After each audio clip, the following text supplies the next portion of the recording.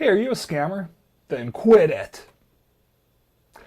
There's a common scam in the photography world, and I'm sure it affects other businesses as well. It's called the reunion scam.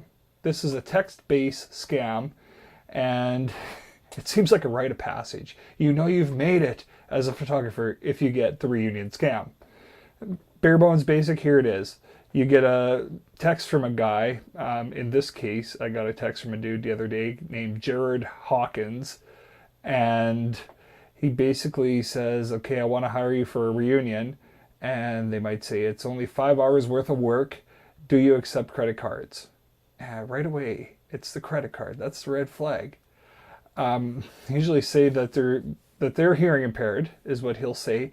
And he can't communicate over the phone because, he's hearing impaired, and he can't communicate over the phone. Text is the way he communicates.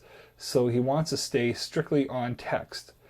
There's always a secondary vendor in this scam too.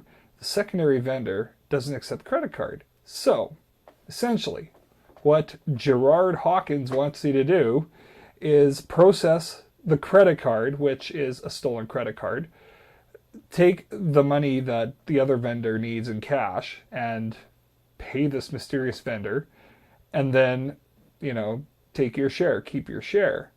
What happens is when the credit card company catches on to this, they rectify the situation with the legit cardholder. You are left holding the bag for all those charges. So it's a major, major black strike against you. Unfortunately, this scam works sometimes, and it may be a very low percentage, but if it is that low percentage, if they get, say, 1%, that's thousands of dollars that the scammer's making. There are a few things to watch out for. Common signs of this scam are, of course, typos and grammatical errors, because Gerard Hawkins and his other aliases, he's a horrible speller, and he doesn't know grammar. Another thing is vague locations. When he first contacted me, he said he wanted me to drive to Calgary, and I'm based in the county of Newell. So he asked, well, what would your travel rate be? Well, to Calgary, that's about $4,300 for me. Yeah, so then he said, well, how about Brooks? I'll move the location of Brooks for the reunion. It's within my county? Sure, yeah, I'll waive that $4,300 fee. I'll do you a favor, bro. And I asked him, well, what's the venue? Because, that's kind of my home turf. I know lots of the vendors. It's a small city. Maybe I can cut you a deal. He didn't reply to that part. And eventually he said the venue was free, so somebody's benevolent out there. The phone number. This one that contacted me, he's a well-known scammer phone number. It was based out of Chicago, the area code. But, quite often they'll appear local. They'll try and use a local phone number through mirroring. So it'll come up as the area code and then your local phone number, which is your first tip-off something's astray. They'll be rushed. They'll try and get you to process this money like right away because, Gerard Hawkins, he's hearing impaired and he's going in for surgery next week, so he needs to get this done fast. The reason they're so rushed is they know they have a stolen credit card. They have to use it before the credit card company finds out. So, fast forward, here's what happened in my scenario. I played it through. I said to Gerard Hawkins, yeah, sure, man, we can make this work. And eventually through our texting, he provided me with a whack of credit card information. He gave me the card, he gave me the expiry, the number on the back, and he gave me the address. The only thing that was fake was, of course, the name on the card. I asked him, what's the name of the card? Well, it's mine, Gerard Hawkins. Oh, yeah, that's right. Okay. So I informed him, I need a couple minutes to process this. I just have a client walking in, ironically enough.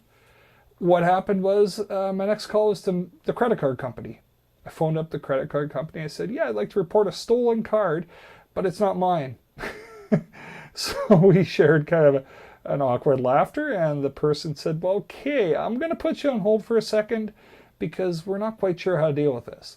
So we got straightened away. At the end of the day, the legit card holder, he's been notified or she's been notified. that this is what's happened. They've dealt with the situation, and Gerard Hawkins cannot use this credit card anymore. That was my end goal, to mess with the scammer and to ruin their day and to make somebody's Christmas in London, Ontario a little better because they're not going to have a nasty credit card bill coming up here in a month or two and trying to scratch their heads figuring out where did this $7,900 charge come from. So if you're a person in London, Ontario that received a call from your credit card company saying some crazy guy in Alberta reported it missing, you're welcome. So I just want to educate some of the folks out there in business, and even just people on the street. If you get something weird like this, like a weird text, make sure you ask lots of questions. The Gerard Hawkinses of the world, they don't like being specific. They want to keep things very, very loosey-goosey because specifics scare them. So if you can, you can just ignore them, would be the easiest. But if you do want to play the game, ask them questions. See what happens. Luckily, they're most likely going to give up on it. I'm still waiting for his next text. But yeah, we'll keep you informed. Until then, have a great day.